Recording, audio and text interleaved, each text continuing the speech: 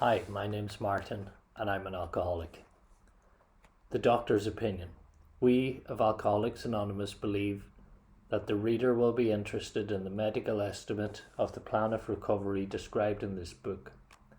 Convincing testimony must surely come from medical men who have had experience with the sufferings of our members and have witnessed our return to health.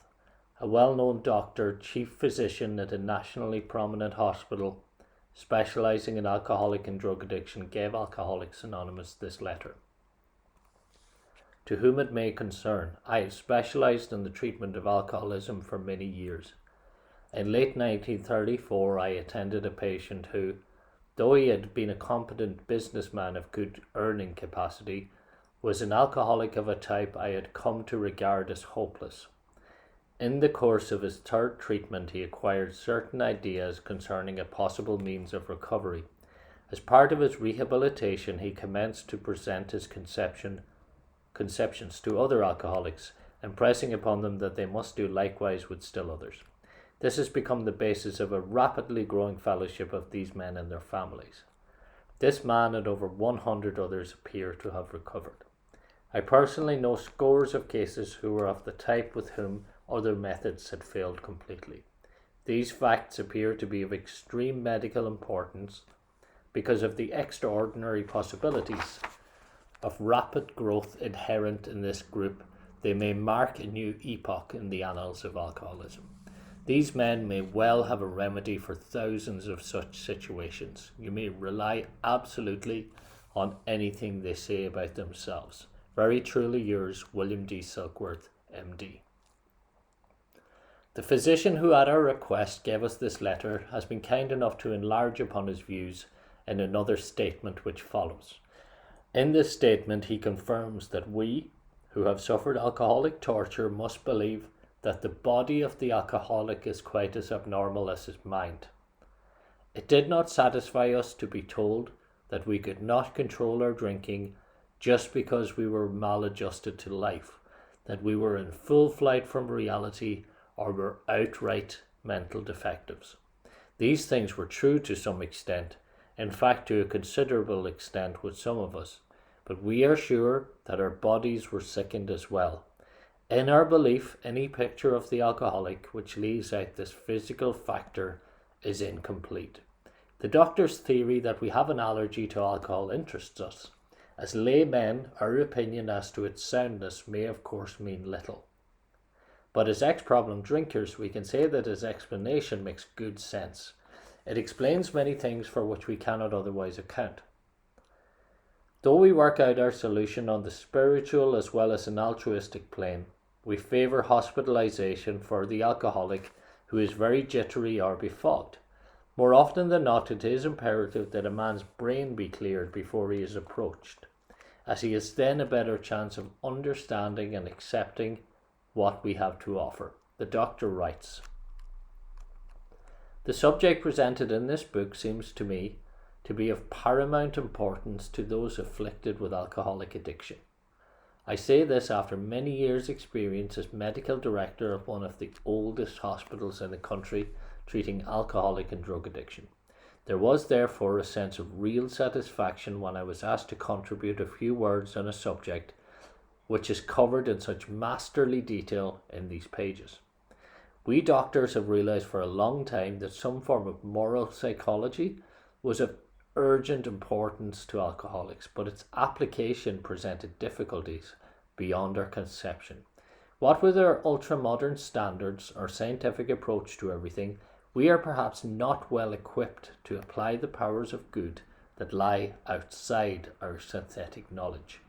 Many years ago, one of the leading contributors to this book came under our care in this hospital, and while here, he acquired some ideas which he put into practical application at once. Later, he requested the privilege of being allowed to tell his story to other patients here, and with some misgiving, we consented. The cases we have followed through have been most interesting. In fact, many of them are amazing. The unselfishness of these men as we have come to know them, the entire absence of profit motive, and their community spirit is indeed inspiring to one who has laboured long and wearily in this alcoholic field. They believe in themselves and still more in the power which pulls chronic alcoholics back from the gates of death. Of course, an alcoholic ought to be freed from his physical craving for liquor, and this often requires a definite hospital procedure before psychological measures can be of maximum benefit. We believe, and so suggested a few years ago, that the action of alcohol on these chronic alcoholics is a manifestation of an allergy, that the phenomenon of craving is limited to this class and never occurs in the average temperate drinker. These allergic types can never safely use alcohol in any form at all, and once having formed the habit and found they cannot break it, once having lost their self-confidence, their reliance upon things human, their problems pile up on them and become astonishingly difficult to solve. Frothy emotional appeal seldom suffices. The message which can interest and hold these alcoholic people must have depth and weight. In nearly all cases, their ideals must be grounded in a power greater than themselves, if they are to recreate their lives. If any feel that as psychiatrists directing a hospital for alcoholics we appear somewhat sentimental, let them stand with us a while on the firing line. See the tragedies, the despairing wives, the little children. Let the solving of these problems become a part of their daily work, and even of their sleeping moments, and the most cynical will not wonder that we have accepted and encouraged this movement. We feel, after many years of experience, that we have found nothing which has contributed more to the rehabilitation of these men than the altruistic movement now growing up among them. Men and women drink essentially because they like the effect produced by alcohol. The sensation is so elusive that while they admit it is injurious, they cannot after a time differentiate the true from the false. To them, their alcoholic life seems the only normal one. They are restless, irritable, and discontented, unless they can again experience the sense of ease and comfort which comes at once by taking a few drinks which they see others taking with impunity. After they have succumbed to the desire again, as so many do, and the phenomenon of craving develops, they pass through the well-known stages of a spree, emerging remorseful, with a firm resolution not to drink again. This is repeated over and over, and unless this person can experience an entire psychic change, there is very little hope of his recovery. On the other hand, and strange as this may seem to those who do not understand, once a psychic change has occurred, the very same person who seemed doomed, who had so many problems he despaired of ever solving them, suddenly finds himself easily able to control his desire for alcohol, the only effort necessary being that required to follow a few simple rules. Men have cried out to me in sincere and despairing appeal, "Doctor, I cannot go on like this. I have everything to live for. I must stop, but I cannot. You must help me." Faced with this problem, if a doctor is honest with himself, he must sometimes feel his own inadequacy. Although he gives all that is in him, it often is not enough. One feels that something more than human power is needed to produce this essential psychic change. Though the aggregate of recoveries resulting from psychiatric effort is considerable, we physicians must admit we have made little impression upon the problem as a whole. Many types do not respond to the ordinary psychological approach. I do not hold with those who believe that alcoholism is entirely a problem of mental control. I have had many men who had, for example, worked a period of months on some problem or business deal which was to be settled on a certain date favourably to them. They took a drink a day or so prior to the date, and then the phenomenon of craving at once became paramount to all other interests, so that the important appointment was not met. These men were not drinking to escape. They were drinking to overcome a craving beyond their mental control. There are many situations which arise out of the phenomenon of craving which cause men to make the supreme sacrifice rather than continue to fight. The classification of alcoholics seems most difficult. and in much detail is outside the scope of this book. There are, of course, the psychopaths who are emotionally unstable. We are all familiar with this type. They are always going on the wagon for keeps. They are over remorseful and make many solutions, but never a decision.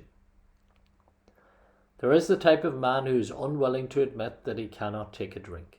He plans various ways of drinking. He changes his brand or his environment. There is the type who always believes that after being entirely free from alcohol, for a period of time he can take a drink without danger.